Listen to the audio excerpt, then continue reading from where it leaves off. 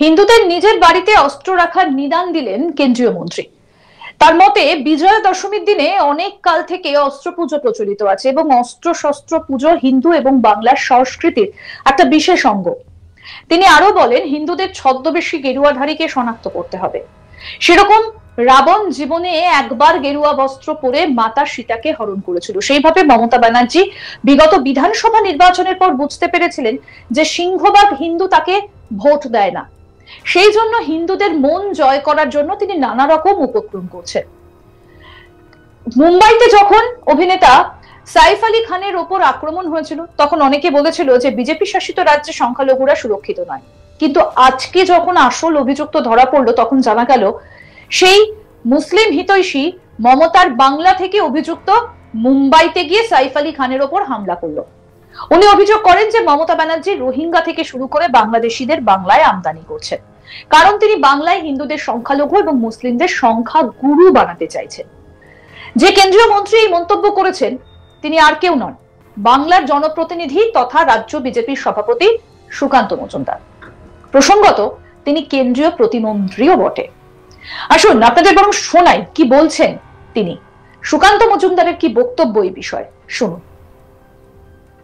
হিন্দু বাড়িতে অস্ত্র দেখা প্রয়োজন, কারণ প্রত্যেক বাড়িতে নিয়ম হচ্ছে হিন্দুদের বাড়িতে আগে অস্ত্র ছিল। এই যে আমরা দশমীর দিন সমস্ত কিছু ধুয়ে আমরা রাখি, পুঁটি মাছ রাখি, কেউ কোথাও পুঁটি মাছ রাখে, কোথাও নিয়ম হচ্ছে ওখানে অস্ত্র রাখার নিয়ম ছিল। দশমীর দিন অস্ত্র পুজো বা অস্ত্র পূজন ভারতের সংস্কৃতি তথা বাংলার সংস্কৃতির অন্যতম অঙ্গ। পরবর্তী সময় ওটা কৃষি যে সমস্ত সামগ্রী, নাঙল, এইসব থেকে কোদাল, এগুলোরও পুজো হতো, কিন্তু অস্ত্র পুজো ভারতের সংস্কৃতির অঙ্গ। হিন্দুদের অস্ত্র রাখা উচিত। কেন অন্য সমাজে রাখলে হিন্দু সমাজের আপত্তি কোথায়? কারবালার জন্য যদি অন্য সমাজে রাখতে পারে, হিন্দু সমাজে রাখতে পারে। গত বিধানসভা নির্বাচনে মাননীয় মুখ্যমন্ত্রী বুঝতে পেরেছিলেন রেজাল্ট দেখে যে সিংহভাগ হিন্দু সমাজ মমতা বন্দ্যোপাধ্যায়ের পক্ষে ভোট করেননি। এখন মাননীয় মুখ্যমন্ত্রী সেই ভোট ব্যাংকে বোকা বানানোর জন্য করছে। আমরা শুধু এটাই বলি, বিশেষ করে আমি এটা বলি যে দেখুন, রাবণ জীবনে একবারই গেরুয়া পড়েছিল, সেটা হচ্ছে সীতাকে হরণ করার জন্য। তো ছদ্ম গেরুয়াধারীদেরকে চিনে নিন, যারা ছদ্ম হিন্দু তাদেরকে চিনে নিন, তাহলে হিন্দু সমাজ বাঁচবে। আর যদি রাবণ যেরকম গেরুয়া পরে সন্ন্যাসী সেজে বোকা বানিয়েছিল মা সীতাকে, সেরকম যদি মমতা বন্দ্যোপাধ্যায় হিন্দু সমাজকে বোকা বানায়, তাহলে সীতা হরণ হয়ে যাবে, সীতার অগ্নি পরীক্ষা হবে তখন। তো অস্ত্র পুজো ভারতের সংস্কৃতির অঙ্গ, হিন্দুদের অস্ত্র রাখা উচিত। কেন অন্য সমাজে রাখলে হিন্দু সমাজের আপত্তি কোথায়? কারবালার জন্য যদি অন্য সমাজে রাখতে পারে, হিন্দু সমাজে রাখতে পারে। সাইফ আলী খানের বাড়িতে যে হামলা হয়েছে, তাকে মারা হয়েছে, কেন বাংলাদেশের চোখ পাওয়া যাচ্ছে? হ্যাঁ, দিদির অনুপ্রেরণা তো। নদিয়া দিয়ে ঢুকিয়ে তাকে চালান করে দিয়েছে। সাইফ আলী খানের এই যে আক্রমণ, এই আক্রমণ নিয়ে তো আমাদের বিরোধীরা একদম লাফিয়ে উঠেছিল। আরে বিজেপি শাসিত রাজ্যে হিন্দু রাষ্ট্র হয়ে গেছে, মুসলিমদের কোনো সুরক্ষা নেই, হ্যান নেই। ধরা পড়লো কে দেখলেন তো? মুসলিম হিতৈষী মমতা বন্দ্যোপাধ্যায়ের রাজ্য থেকে গিয়ে সে সাইফ আলী খানের পেছনে চাকুটা গেঁথেছে। উত্তর দিনাজপুর জেলার অভিযুক্ত সাজ্জাদ এনকাউন্টারকে সমর্থন করে সুকান্ত মজুমদার বলেন পুলিশ সঠিক কাজ করেছে, কিন্তু তিনি প্রশ্ন করেন যে আদালত সব থেকে নিরাপদ জায়গা হয়, তখন কিভাবে আদালত থেকে পুলিশ যাবার সময় এবং পুলিশ কাস্টাডিতে থাকার সময় সেই অপরাধী কি করে আগ্নেয়াস্ত্র পেল সেটা তদন্তের বিষয়, এবং যে পুলিশ কর্মী এর সঙ্গে যুক্ত তাদের বিরুদ্ধে ব্যবস্থা নিতে হবে। এই বিষয়ে কি বলছেন বিজেপির রাজ্য সভাপতি সুকান্ত মজুমদার, শোনাবো। যে পুলিশ কাস্টাডিতে থাকা অবস্থায় কি করে তার কাছে বন্দুক পৌঁছলো এবং সেই বন্দুক দিয়ে পুলিশের উপর গুলি চালানো হলো, দুজন পুলিশের অবস্থা এই অবস্থা হলো, তার জন্য দায়ীটা কে? আপনারা যাকে এনকাউন্টার করলেন, মেরে ফেললেন, কিন্তু এই যে এত বড় একটা ব্রিচ অফ সিকিউরিটি হলো, ভারতবর্ষের যে স্ট্রাকচার, সেই স্ট্রাকচারকে ভেঙে ফেলা হলো। বলতে গেলে ভারতবর্ষে তো একটা ধারা আছে যে এই অনুসারে কাজ হবে।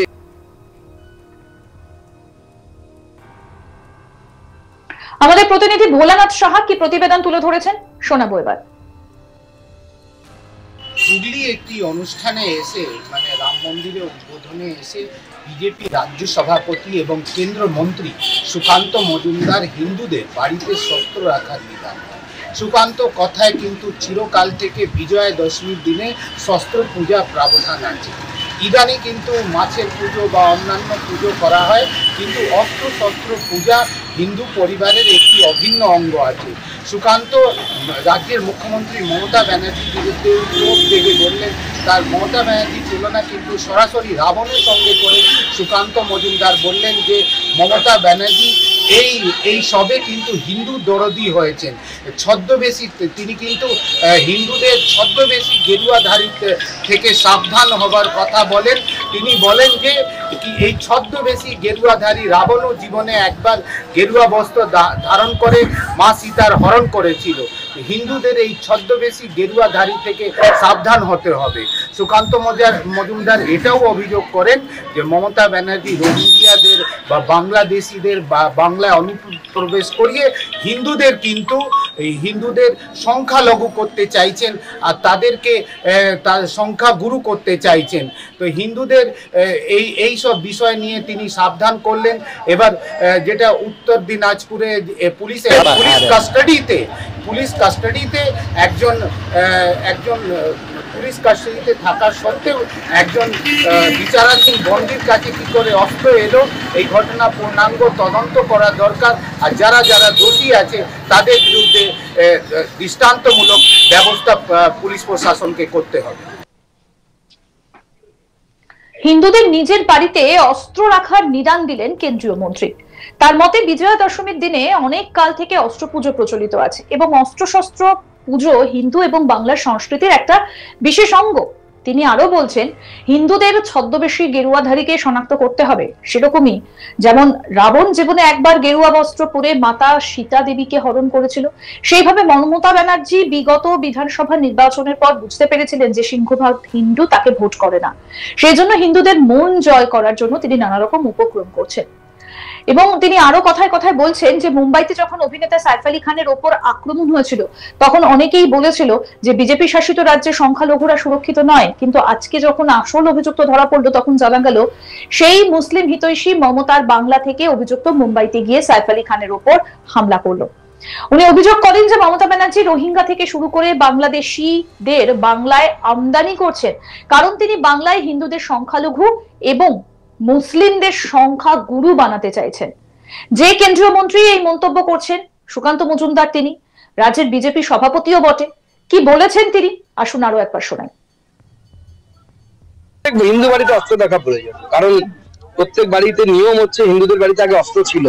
এই যে আমরা দশমীর দিন সমস্ত কিছু ধুয়ে আমরা রাখি, পুঁটি মাছ রাখি, কেউ কোথাও পুঁটি মাছ রাখে, কোথাও নিয়ম হচ্ছে ওখানে অস্ত্র রাখার নিয়ম ছিল।